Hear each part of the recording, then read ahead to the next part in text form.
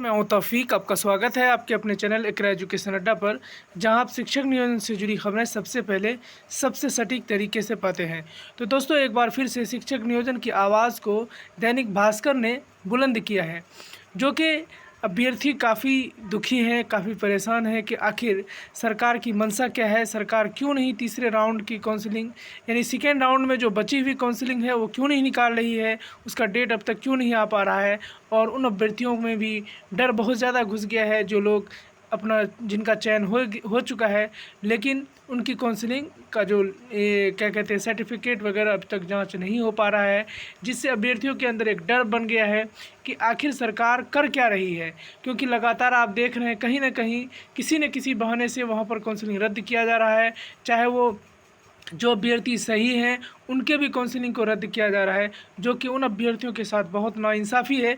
जो सही है, जो फर्जी है, उनकी काउंसलिंग को रद्द किया जाए, अन्यथा जो सही है उनकी काउंसलिंग को बरकरार रखा जाए। फिर से जो सीट खाली रह गई उन पर दोबारा काउंसलिंग कराकर उस सीट को भरा जाए।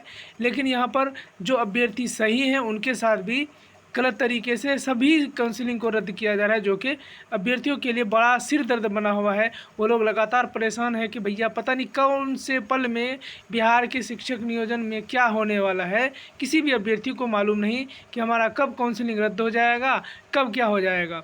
तो आइए जानते हैं इस खबर को, जो शिक्षक नियोजन से जुड़ी हुई है, जो लगातार दैनिक भास्कर ने शिक्षक नियोजन से जुड़ी खबरों को उठाया है। आज भी उस अखबार के हवाले से उन्होंने अपनी बात कही है।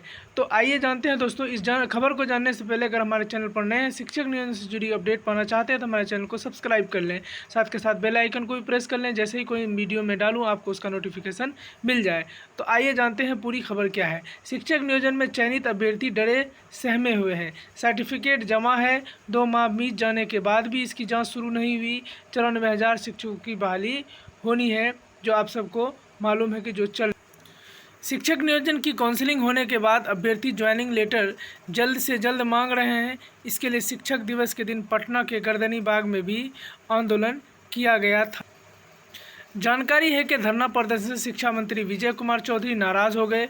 उसकी नाराज़गी का कारण यह है कि सरकार की पहल पर हाईकोर्ट से इस नियुक्ति प्रक्रिया को हरी झंडी मिली है और अब अभ्यर्थी आंदोलन कर रहे हैं। राज्य में छठे चरण की शिक्षक नियुक्ति की प्रक्रिया चल रही है, जिसमें 94,000 शिक्षकों की बहाली होनी है।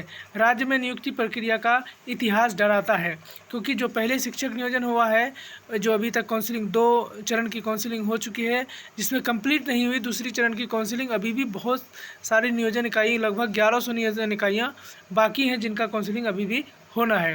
तो अभ्यर्थियों की पीड़ा अपनी तरह की है। शिक्षक नियोजन में चयनित अभ्यर्थियों की इस बात का सबसे अधिक डर है कहीं मामला हाईकोर्ट में न फंस जाए। बिहार में ज़्यादातर नियुक्ति प्रक्रिया का इतिहास ही ऐसा रहा है कि उसके अभ्यर्थियों को डर लगने लगता है। इसकी वजह कई बार आवेदन करने से पहले ज्वाइनिंग तक बार बार कई सालों तक इसके लिए इंतज़ार करना पड़ता है। इसलिए अभ्यर्थी चाहते हैं कि उनके हाथ जल्द से जल्द नियुक्ति पत्र दे दिया जाए। संघ का दावा, कहीं भी सर्टिफिकेट की जांच शुरू नहीं की गई। ये संघ का कहना है, मतलब बिहार शिक्षक संघ जो है, उन्होंने कहा है कि इसकी अभी तक कोई जांच शुरू नहीं की गई है। नियोजित शिक्षक संघ के अध्यक्ष राजेंद्र सिंह कहते हैं कि इतने तरह से मुकदमे कोर्ट में होते रहते हैं, नियुक्ति बाधित होने का खतरा रहता है। अभ्यर्थियों की इस भावना को शिक्षा विभाग को समझना चाहिए। वे कहते हैं कि उनके संघ से कई स्तर पर पता किया, लेकिन यही पता चल रहा है कि अभी तक कहीं भी शिक्षक नियुक्ति से जुड़े सर्टिफिकेट की जांच शुरू नहीं हुई है। दूसरी तरफ टीईटी और बीएड के सर्टिफिकेट जमा रहने के वजह से दूसरी जगह आवेदन नहीं कर सकते। नियोजन में गड़बड़ी करें तो उस पर कार्रवाई करे सरकार। संघ से जुड़े राजेंद्र सिंह का सवाल उठाते हुए कहा कि नियोजन इकाई तो सरकार की है। अगर ये जो इकाई है पारदर्शी तरीके से काम करे तो फर्जीवाड़ा नहीं हो सकता। सरकार गड़बड़ी करने वाली नियोजन इकाइयों पर जब तक कार्रवाई नहीं करेगी तब तक स्थिति नहीं सुधरेगी। ये सवाल उठाते हुए कहते हैं कि मुजफ्फरपुर के पारू में 34 पंचायतों में किस तरह गड़बड़ियाँ हुई है, ये सरकार से छिपा है क्या। दूसरी तरफ प्राथमिक निदेशक के पद पर रंजीत कुमार सिंह की जगह आ गए नए अफसर अमरेंद्र प्रताप सिंह दिसंबर से रिटायर होने वाले हैं। गड़बड़ी करने वाले खामियाजा जेमुइन अभ्यर्थी क्यों भागते हैं। जमुई अभ्यर्थी क्यों भागते हैं। दैनिक भास्कर में कई चयनित अभ्यर्थियों से बात की, यही कहना है कि गड़बड़ी करने वाले खामियाजा जो जेन्युइन अभ्यर्थी क्यों भुगत रहे हैं। जैसा कि मैंने आपको शुरू में ये सवाल लगातार कहीं ना कहीं किसी न किसी तरीके से उठाए जा रहे हैं कि आखिर शिक्षक अभ्यर्थियों के साथ ये सौतेला व्यवहार क्यों किया जा रहा है।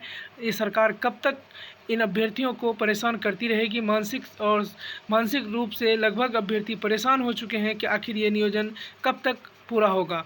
तो सरकार को ये समझना होगा कि इस काउंसलिंग के जो डेट है उसको जल्दी से निकाला जाए और साथ के साथ जो प्रक्रिया चल रही है उस प्रक्रिया को लगातार आगे बढ़ाया जाए। शिक्षक नियोजन में जो सर्टिफिकेट की जांच की बात चल रही है उन सभी जांच को पूरा किया जाए, वरना सरकार सिर्फ जांच के नाम पर कई महीनों तक लटकाने का जैसे लगता है कि प्लान बना लिया है। तो सरकार अगर इससे बहुत अच्छे तरीके से निपटना चाहती है, इस काउंसलिंग को सही तरीके से करना चाहती है, जैसा कि शिक्षा मंत्री बार बार कह रहे हैं, तो अगर इनका वादे में सच्चाई है तो इस बात को जल्दी से पूरा किया जाए।